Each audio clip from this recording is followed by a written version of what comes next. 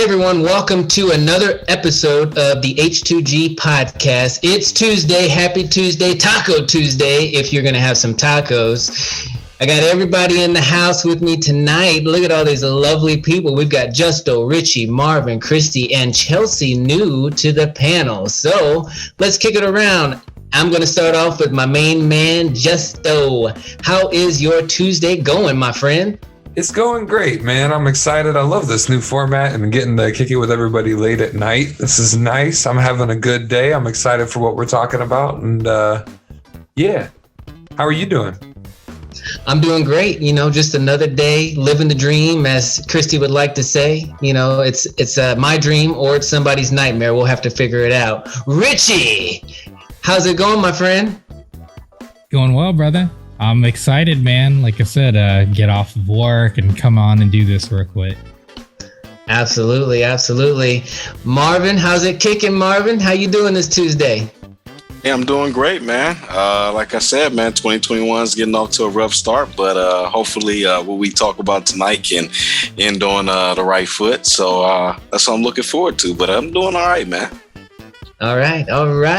And Chelsea, new to the panel. How are you doing, Chelsea?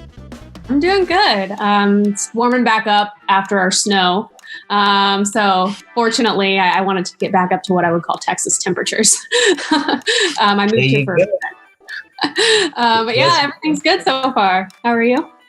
I'm doing great. Thank you for asking. If you missed Monday, it was snowing in Texas, and that's what Chelsea was referring to. But the temperatures are looking much better. How's the temperature over there for you, Christy, on this Tuesday? It's swell. Just living the dream.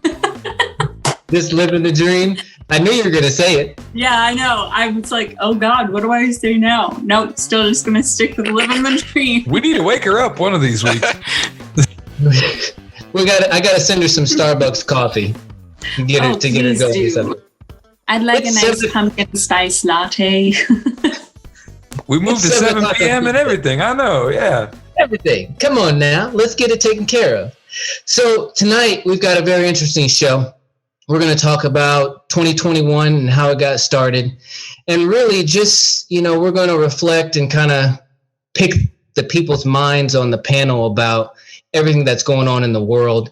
And we're not going to be really serious, but it is a serious thing that's going on, and it definitely, needs to be talked about. But the rioting that happened on the Capitol, there's no words for it. I thought that I would never see anything like that. It was very un-American.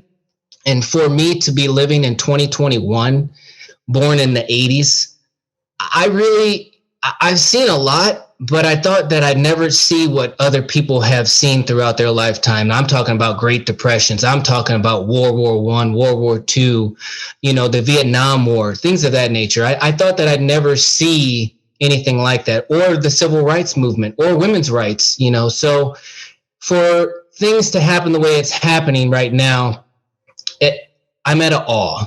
And I just wanted to see if, what you all took away from what happened in Washington, D.C., and our great capital just a couple of days ago.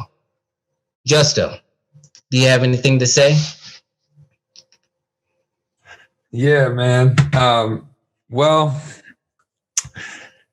this is going to be an interesting take, and that's why I would usually volunteer to go later in the rotation. But I, on my side of things, don't believe a damn thing I'm seeing anywhere. Not that I don't believe that it's happening, but I just can't believe that it's happening. And I have watched this country get divided over the past year, we'll say year at least, and probably longer than that, with social media division tactics and large scale. I mean, it's ridiculous. I've never seen the country so divided and so at war over something that's like intangible in my opinion, because when we've talked about this before, and I am being delicate and kind of beating around, but like February 26, 2015, the Federal Communications Commission got control over the internet and has algorithms galore. To me, that should speak to anyone that's an internet warrior and everything that's going on. I say all that to say, I find it hard to believe that group of people got inside the White House as easily or in the way that they did without being shut down, because I have seen crowd control this year firsthand, face to face. Something that I saw that I didn't see on video were rubber bullets and wooden bullets, but I'm not even going to get into that because I'm sure that's going to be discussed. It looks like a big dog and pony show to me. I think everybody has got the wool over their eyes. I think there's a bunch of bullshit going on, and I can't even speak to what that bullshit is, but I know that there is a big jug of Kool-Aid, and everybody seems to be drinking from it. Everybody has got their hands so far down their loved ones and friends and family and everybody's throats over what's going on in this country. And I'm not buying into it, you know? So that's why my take's a little different, because I'm not buying into either side. I'm not going to defend anyone. This is a bunch of bullshit. It shouldn't be going on. It absolutely should never. I can't believe that this is in the history books now. It's insane. But to me, it's got to be big picture. I think back to the movie called Wag the Dog. I won't even explain the movie. Just go check it out. Robert De Niro, Dustin Hoffman, watch that movie and you'll understand how I feel about the country right now. Yeah, thanks, Justin. That's an interesting take, and I do appreciate it. Richie, we were talking a little bit ago before we got on to do this show, and I want to know, do you agree with the fact that they're blaming all this on Trump, number one? And number two, to be able to take away his social media platform for him to be able to discuss or to pretty much project his opinion. I just want to get a real quick take on what you feel about that. Okay, well, quick take on those. One, yeah, absolutely. I believe this is on Donald Trump. He posted in December claiming he wanted that. He also led, emphasis on this, he led his little rally on January 6th and told them in a not so eloquent phrase that he hopes Mike Pence does the right thing. And if he doesn't, for you to go march down there. So yeah, he is responsible 100%. He incited that group of people. As far as the latter, the second point about social media, there's a lot of things going on right now. And all social media has banned Donald Trump. Now, how long that will sustain, we don't know. What we have been confirmed is for Twitter, Facebook, and Instagram, he is permanently banned. Not as Donald Trump, quote unquote, like the president, but like Donald Trump will no longer have access. He tried to use the POTUS account and they blocked it until he is done with presidency. And then he tried to use, I believe, Melania's, and they also suspended that. And the reason being is when you are suspended, people, it is part of the terms and service. And that's what's funny is people don't read these things, whether it's in, iTunes, etc. In your terms and service, if you are suspended, then you cannot try to forego the suspension and use other accounts. They're not silencing you by you trying to cheat their agreement. That's the bottom line. So he's not being silenced because they want to silence Donald Trump. It's because of what happened. So he is suspended. So it does not matter what account he tries to go on, he will remain suspended. Now, there's also tactics being done to social media themselves, actually. And that's a whole nother topic, Tony, that would take a long time to discuss. But essentially, social media that are not going to govern, how do I want to say this, aggressive language will also be taken down. And that is currently happening with Google Play Store and Apple. So in this day and age, it's actually kind of incredible because we talk about free speech. And the idea of free speech is that you can say what you want. But the reality is you can say what you want, but there are repercussions. Free speech does not allow you to avoid repercussions. And yes, social media platforms get to dictate what those repercussions are. So I think a lot of people don't really understand the First Amendment in that sense. It happens with flag burning as well. That is an example of free speech. You absolutely can burn a flag, but there are repercussions when you do so. And this is the same concept. So. All right. Thank you, Richie. Now, Christy, I know you have a little one. and Justin was talking about the history books. Can you remember a time, just real quick, answer this question before I ask you the next question. How did you feel when you saw what you saw on the news about what the people were doing at the Capitol? So, small disclaimer, I hate the news and I don't watch the news. I heard what happened from my husband, and it was just like, what is going on with the world? Kind of like, how is this happening? And then I did a little research and found out what happened. And I don't know. This is interesting. Yeah, it really is interesting. I was just thinking, with you having a kid, and I have kids as well, we're going to have to one day explain to them when they learn about this in their history class, because we were alive during this time. And I was just wondering, what would that conversation sound like? Frankly, I'm hoping that this doesn't get put in the history books as much, because it's just like a real shit moment of the entire states. I hope that the pandemic kind of overshadows it. But I don't know, just kind of explaining that not everyone is good. And even though you have good intentions, what you do can affect other people, because there were 5 casualties. Mm-hmm. So yes. And it shouldn't have happened. It was, frankly, and I don't say this lightly, it was a terrorist attack. So yeah. Well, thank you for sharing that. I do appreciate it. Chelsea, we normally don't really talk about politics. My mom always told me, you don't talk about politics, you don't talk about religion, you don't talk about how much you get paid. But if you're comfortable with it, I don't know, if you have a side or if that's, the case, but do you think that this will hinder Trump's legacy, number one, and B, what is Trump's legacy to you? Marvin knows where I stand on this. Welcome to the panel. Yeah.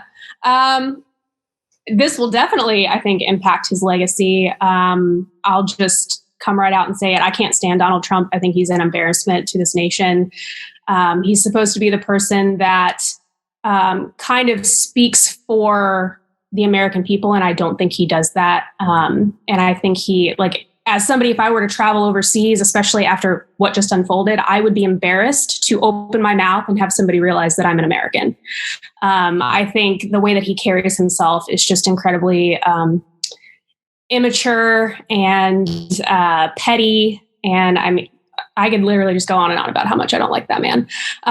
So I think he's done plenty before all of this to destroy his legacy and reputation with this country. In my personal opinion, I think he's the worst president that we've ever had.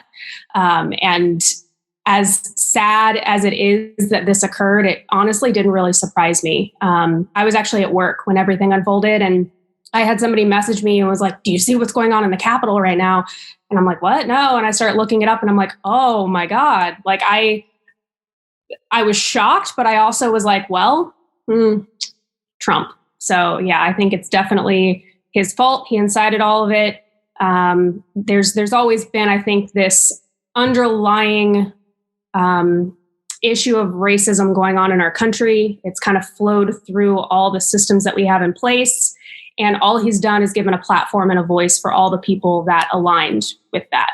And I think it's really hurt us over the last 4 years. It'll be hard to undo all the damage he's done. Yeah, I agree with you. And thank you for sharing. That's my biggest thing that I tell people all the time is, he pours the gasoline on top of the fire. He is the walking example that bigotry is okay and that racism it can be tolerable. And it's not. And it's unacceptable that the leader of the free world has this power, yet he decides to use it in that demeaning way and childish-like way that he acts. So I agree with you 100%. Richie, we also were talking about a little bit about the protesting. I know you have a little bit about something that you want to say, so I'm going to open the floor up for you real quick before we get to Marvin. Thank you. So, yeah, I want to discuss the protesting itself, because I think that's, Christy alluded to the terrorism. We mentioned insurrection. So the first thing I want to say is, yes, it's an insurrection. That word isn't used very often, but this is a federal insurrection. Let me be very specific here, because again, like an insurrection can be at local level, it can be at state level, and it can be at federal. This was a federal insurrection. It hasn't happened since 1880. It's not something that should happen realistically. And you can argue, again, we can always discuss about politics and people having parties and affiliations. But the bottom line is, if it was a protest and not an insurrection, it would have been different. So let's just start off with the idea of protesting. What sickens me is only 14 people during this entire process in this insurrection were arrested. Only 14 people. Let me give you some examples. Barrett was confirmed to be a Supreme Court judge in October, and 26 people who protested were arrested. Protested, not a riot, not an insurrection. Protested. 26 were arrested, right? So 26 were arrested there. 21 were arrested due to the beginning of the protest, which was in October 12th. So October 12th, 21 were arrested. October 15th, when she was sworn in, 26 were arrested.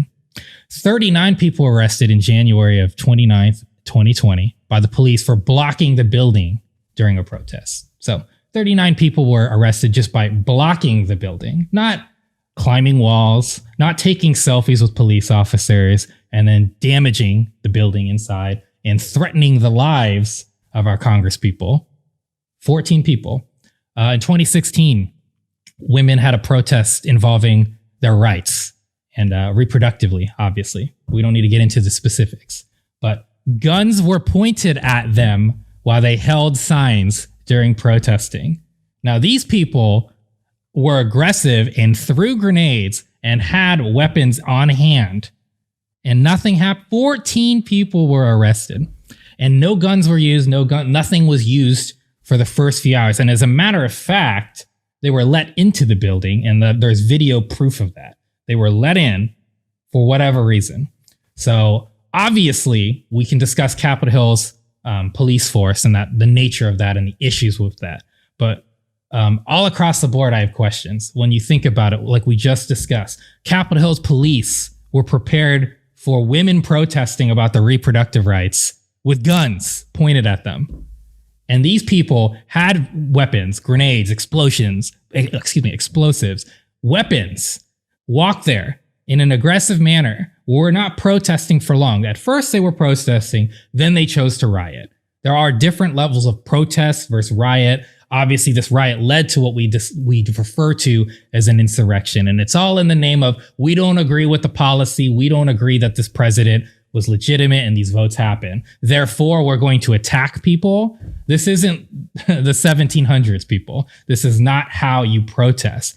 I was at the Black Lives Matter demonstrations in Oakland, and let me clarify something, because a lot of people have misconceptions of Black Lives Matter. We protested during COVID. It was very challenging, and we had to space out. And I protested for 3 weeks every single day, and it was very challenging because we were protesting no justice, no peace. That's what we said. Now, that's what we said. Emphasis on what we said. We did nothing but stand outside with signs screaming that no justice, no peace. And after 3 days, they started throwing grenades at us, basically to flush us out. After 3 days, they started arresting us. So if you can't say a word peacefully, you can't protest. So yes, riots started at the beginning because we started getting attacked. Riots started beginning. And then what they refer to as looting started to begin, the looting phase of things, which is where people associate Black Lives Matter. But again, as somebody who was actually there, not this news bullshit that people like to refer to, that's not how it started. We were peacefully protesting. We were aggressively treated by the police.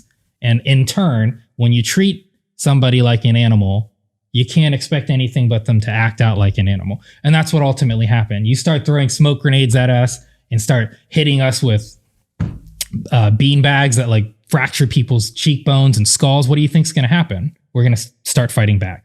And it's the opposite of what happened on January 6th. They came in and they were aggressive. And quite frankly, I'm just going to say this because this has been said multiple times. We live in what people consider two worlds, but it's more than two worlds because again, it's so many subsections. We live in it like 10 worlds. There's the world of if you're white and you're a male, you have privilege.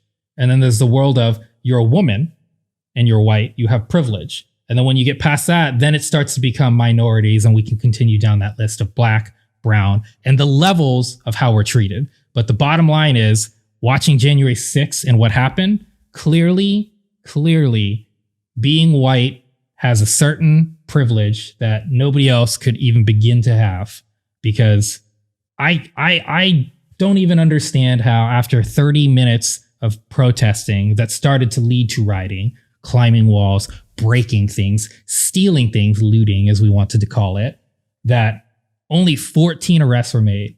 4 people were killed in the riot. I refuse to call it a protest, in the insurrection. And there was a police officer killed.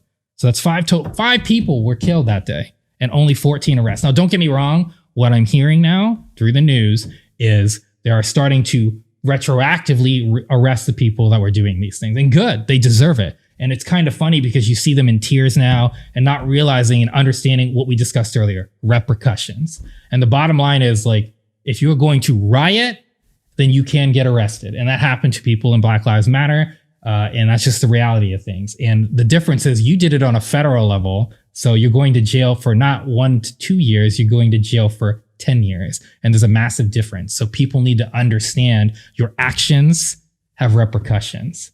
And yes, you feel strongly about your political beliefs. And again, if that was just it and it was just protesting, this wouldn't have happened. People like this insurrection wouldn't have occurred. If they were protesting and chanting, I would have been all for it. Again, I don't believe anything they believe, but that's what the whole point of protest is. It's to make people uncomfortable, and doing it in a peaceful way with just communication is the way to go. And if that's what would have happened that day, I would have gladly supported that. That's what they wanted to do, but that's not what they did.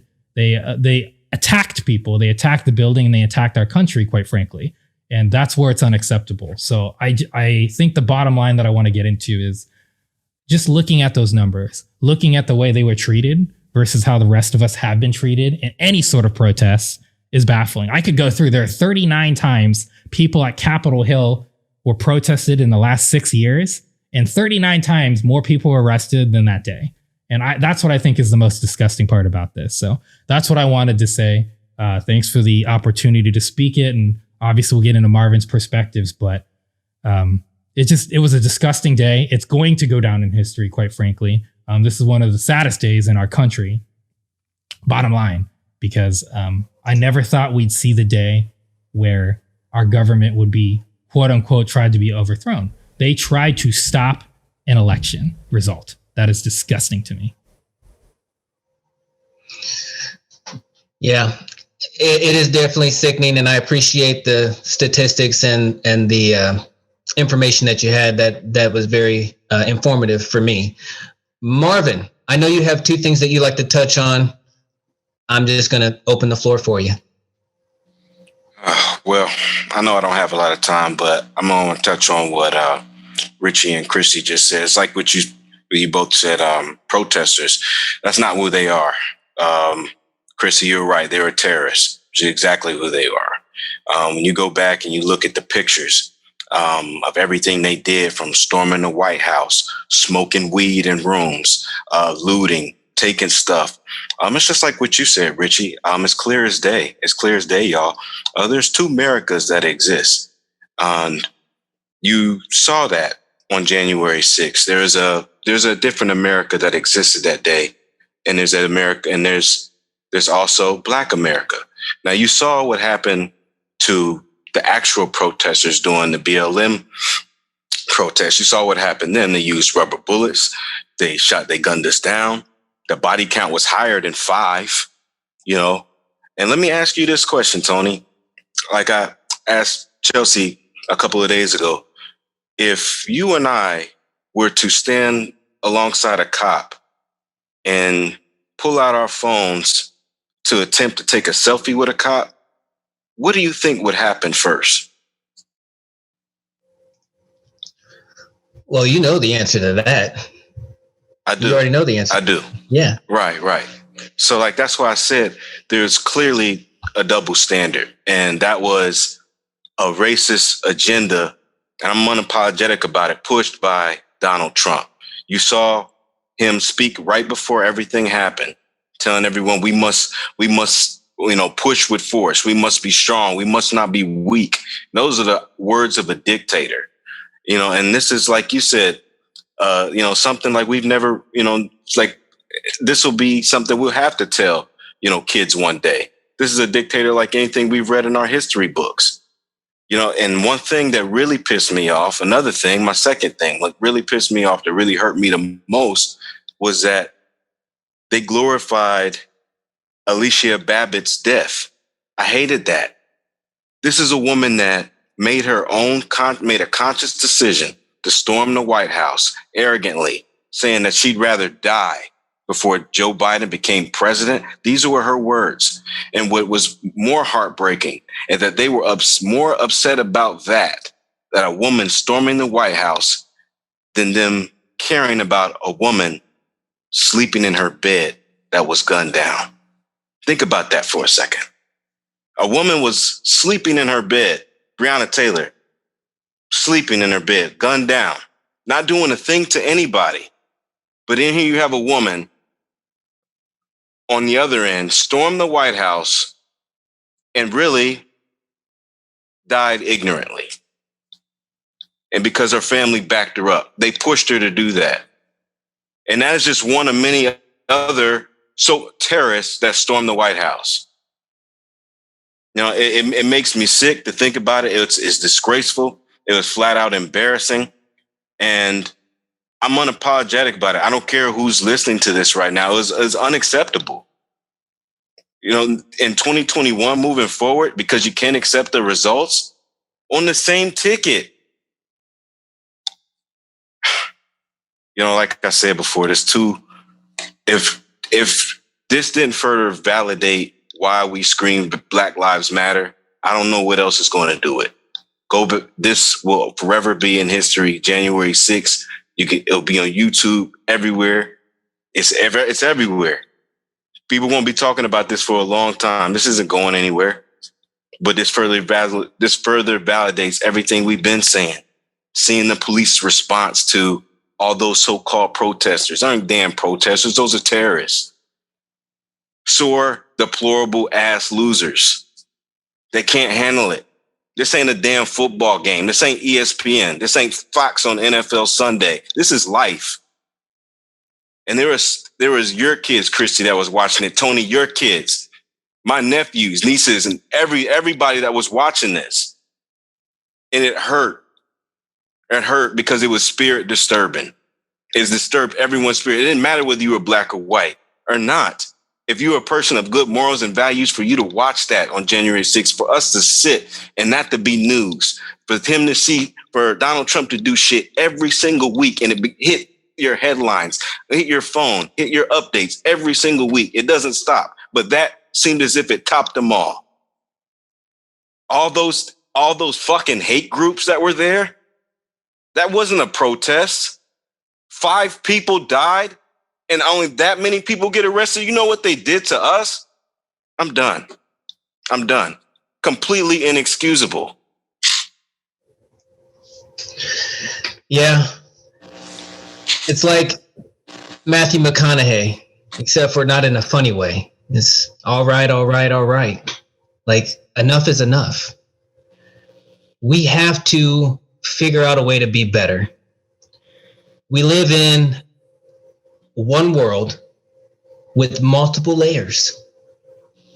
And it's sad that in 2021, as we peel the onion back, we're starting to get emotional and teary-eyed because we're finding out exactly the kind of world that we live in. The United States is a democracy that wasn't at its best on the 6th. And it hurts.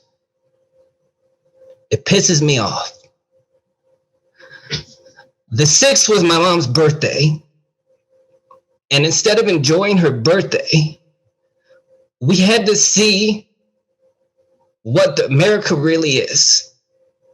And it's sad, and it's disgusting, and it's disturbing.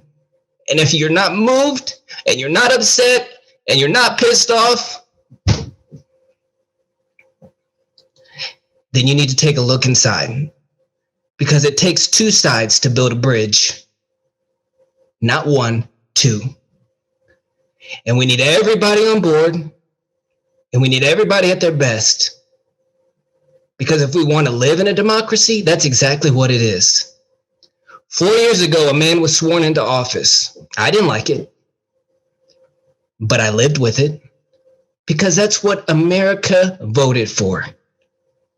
Wasn't the popular vote, but it was the electoral vote. And I respect and honor the system in which we live in. For you to say that there was fraud, for you to be upset because you lost, for you to incite a terrorist act on the U.S. Capitol at the Capitol building is unacceptable. Flat out unacceptable. Look at me in my eyes. You have to be the difference. You have to be better. And for those of you that are doing what you can do to be better, keep doing it. Because when it gets rough and it gets tough, you got to keep going. So these tears you might see are not weakness. They're sadness. But this is going to fuel me to make me better for you and to make me better for me. Because that's how we make America great again. That's how you do it. Not by putting people down, not by telling people that they're less than what they are, but by you being the best that you can be. This is the H2G podcast on Tuesday night, and it was real.